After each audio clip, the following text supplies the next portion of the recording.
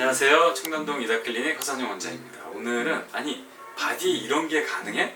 라는 주제입니다. 요즘 뭐 유머 코드 중에 형이 왜 거기서 나와 이런 것처럼 이 시술이 왜 여기서 나와 라고 설명드리고 싶은 부분이에요. 사실 굉장히 일반화된 시술이고 또 굉장히 안전하고 입증된 치료이기 때문에 오늘 소개를 해드리려고 합니다. 이제 노출의 계절이 왔어요. 노출하게 되면 허리 라인, 힙 라인, 어깨 라인, 가슴 라인, 팔 이런 데가 다 보이게 돼요. 이때 굉장히 노출을 했을 때 자신감 있게, 그리고 어떤 성형이라든지 운동을 하거나 이런 게 사실은 건강을 위하고 또는 이제 예뻐지는 목적, 남들에게 보이기 위한 것도 있지만 스스로에게 굉장히 자신감을 심어주고 내 스스로 내가 디자인한 대로 내 몸을 만들었을 때, 내 얼굴을 만들었을 때도 기쁨이 있습니다. 그래서 그런 부분들 때문에 요즘은 성형을 하는 거지 남을 의식하시는 분들은 많지 않은 것 같아요. 오늘은 이제 바디 성형에 대해서 설명을 드리려고 하는데, 예전 같으면 이제 6월, 5월 뭐 이럴 때 흡입이나 이런 부분들을 많이 진행을 했어요. 근데 티가 안 나게 바로 뭐 예를 들면 일주일 뒤에 괌이나 뭐 발리를 가는데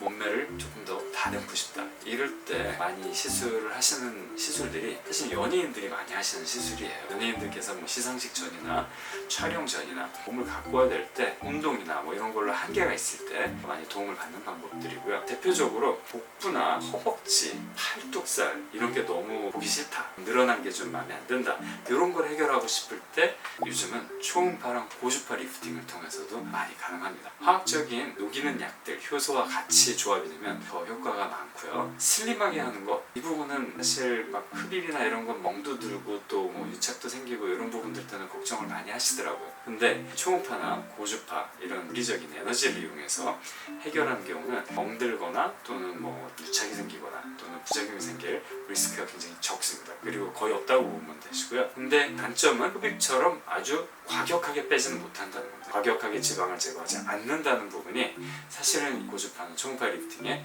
장점인 것 같아요. 그래서 안전하게 우리 몸을 조금씩 사포로 문질러내듯이 깎아낼 수 있다는 거죠. 정으로 쳐서 잘라내다 보면 자칫하면은 중요한 부분이 날아갈 수 있겠죠. 조각을 하는 거랑 비교를 한 거죠. 근데 조각을 할 때도 사실 우리나라 분들 체형이 굉장히 작기 때문에 굉장히 미세하게 다듬고 예쁘게 다듬고, 남자분들도 마찬가지예요. 저는 고주파나 초음파 리프팅을 더 많이 권하는 이유가, 남자는 지방층 자체가 얇기 때문에 특정 부분을 빼려고 너무 과격하게 접근을 하면 유착이 생겨서 이렇게 지나가는 흔적들이 보이고 이런 경우가 많이 있습니다. 그래서 그런 경우를 피하기 위해서라도 사실 남성분들께 오히려 더 고주파나 초음파나 효소제를 이용하는 리프팅을 더 많이 추천을 드리는 편입니다. 그리고 이제 여성분들 같은 경우에는 가슴이 이제 갑자기 여름 앞두고 수술하려면 얼마나 힘들고 아프고 또 그렇겠어요. 그리고 또 사실 요즘은 수술도 좋은 방법이지만 워낙 안전한 대체제들이 많이 나와 있어요. 그 중에서 제일 대표적인 게 가슴 필러라고 할 수 있습니다. 가슴 필러는 우리가 가슴에 필러를 주입함으로써 볼륨을 키우는 수술인데, 가슴 필러는 보형물에 비해서 여성들의 가슴 모양이 다 다른 그런 다양성에 적응하기 쉽다는 장점이 있습니다. 보형물은 대부분 동그랗게 만들어져 있어요. 약간만 더 조금 위에가 더 긴 그런 면인데, 그런 원이나 타원만 가지고 가슴 모양을 다 거기에 끼워 맞출 수가 없다는 거예요. 가슴의 형태는 굉장히 다양하고, 유두를 기준으로 대칭으로 아래로 포물선을 그리는 분이 있는가 하면 한쪽으로 더 이렇게 기울어져 있거나 민자이거나, 또는 플랫하게 선이 있지만 이렇게 플랫하게 내려오는 경우도 있고, 좀 더 뾰족하게 내려오는 경우도 있고, 하수가 있는 경우도 있고, 하수라는 건 처짐을 의미하는 거거든요.